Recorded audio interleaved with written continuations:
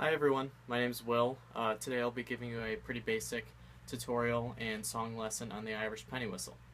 This instrument is used pretty frequently in traditional Irish, Scottish music, as well as a lot of film soundtracks, which is one of the main reasons why I decided to start playing. The model I have here is in the key of D, which is the most common key for Pennywhistles. They come in different keys because they can only play in one diatonic scale. This one, of course, the D major scale, and whatever modes you can get off the different scale degrees. The model I have, the specific model, is the Jerry Freeman Bluebird, which was about $30. I would definitely recommend this model. I can post a link in the description for it.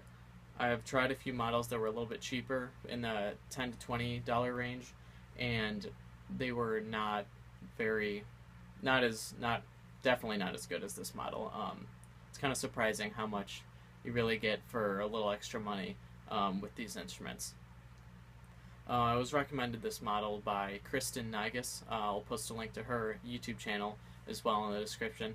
Absolutely fantastic oboe, English horn, Pennywhistle, and various other woodwind instruments. Definitely a fantastic player, so I would definitely check some of her stuff out if you can. So as you can see, there are 6 holes on the Pennywhistle. The lowest note being the D on this, which is that's a concert D.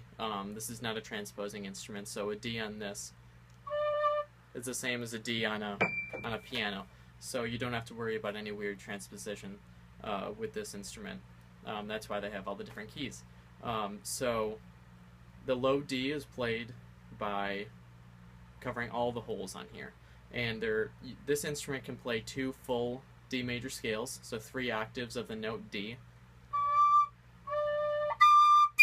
So 2 full major scales using the D major scale. And you make the pitch go higher by taking your fingers off of the holes. So here's the D major scale in the lower octave.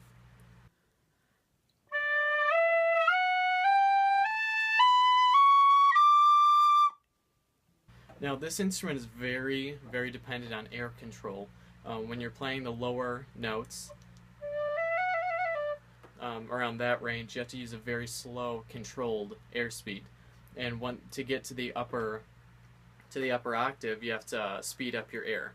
So simply playing the same fingering on the low D, it's very easy, if you give too much air, for it to crack up into the upper register. So you have to be really wary of the air control of how much air you're using when you're playing this instrument. So with the D major scale, you start with low D's, everything covered, and you lift to go to higher pitches. And when you get to the C sharp, which is everything open, to get to the middle D, so the upper one of this scale, you do everything except for the first finger. So everything's covered there except for the first. So like that. So that's for the upper D. I would recommend doing some exercises in thirds on the scale to kind of get used to the coordination needed to play on this instrument. So along the lines of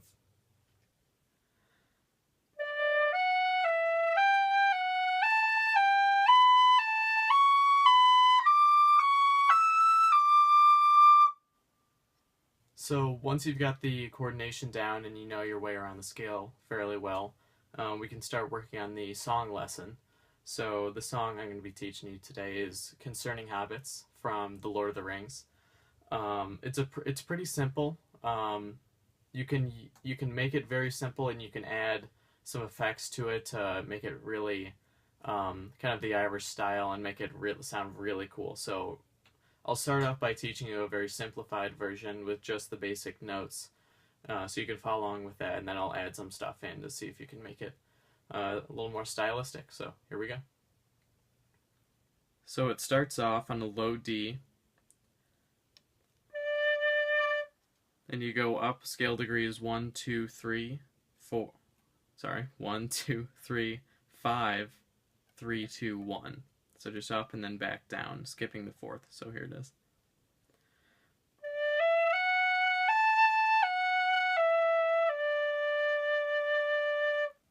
So here it is a little bit slower.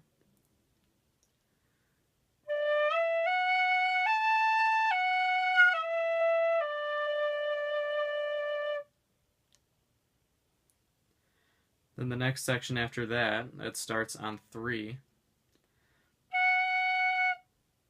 And it goes 3, 5, 6.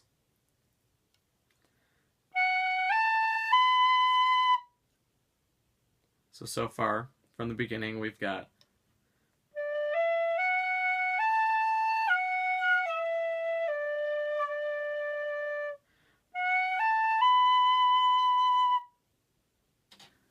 Alright, now to finish off this first phrase, we start on the high D, which remember is everything but the first finger. So going off of the first section,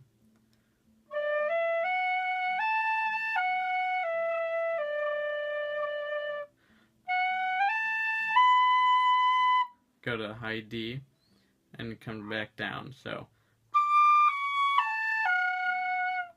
high D and open, and first 2, then add 2 on, so 4 fingers.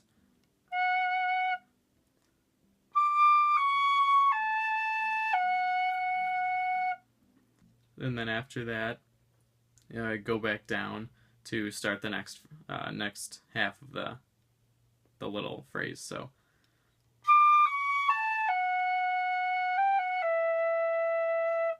and then we'll go back down to D for the next part, which we pretty much repeat what happened in the first half. So putting together everything that we have so far.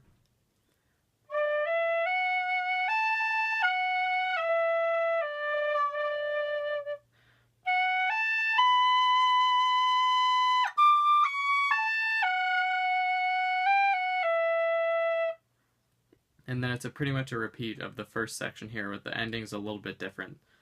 So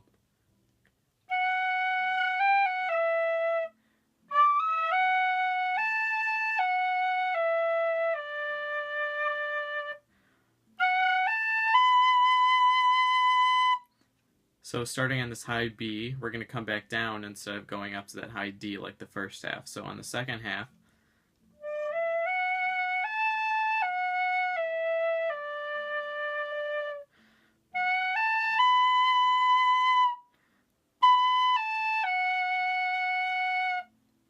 so B, A, and then down to an F sharp, and then just keep going down. So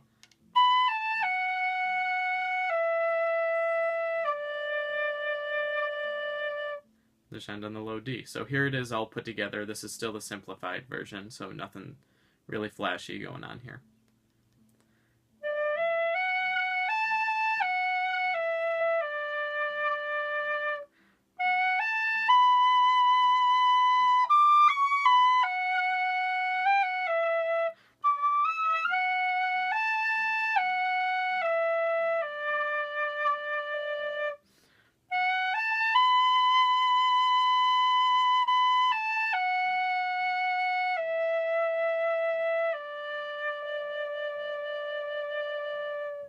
And now once you've got the basics down for that, you can add some little grace notes, quick grace notes, which is very indicative of the Irish style. Between notes, kind of figure out how you like to play it. And there are a few sections where you can kind of roll off notes to kind of bend the pitch up, kind of a glissando up into the next one. So here's kind of what I like to do stylistically with do it on top of the basics of Concerning Hobbits. So here we go.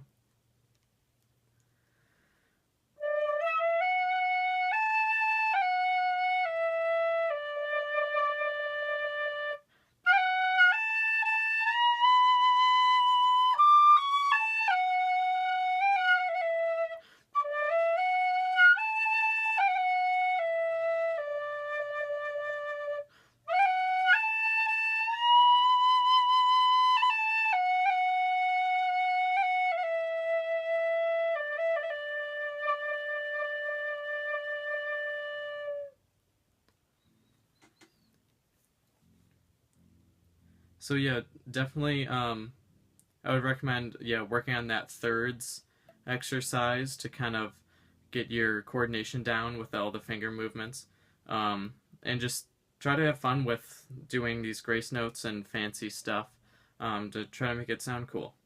Yeah, so once again, that kind of bend that I did there, it was just from covering the hole completely, and then just kind of slid my finger off slowly so it bent the pitch upwards to the next note.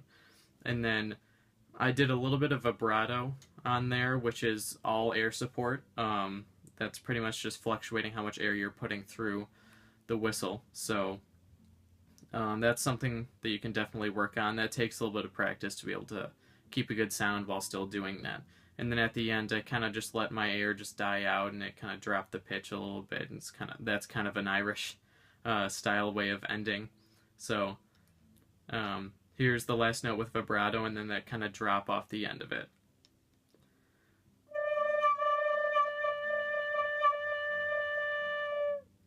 So anyways, thanks for watching. Hope you enjoyed, and hope you got to learn a little something about playing the Irish penny whistle. I'll be sure to post a link to Kristen's channel. You can definitely listen to some of her stuff. It's absolutely fantastic. And I'll post a link to this model of penny whistle if you're interested. So thanks again. See ya.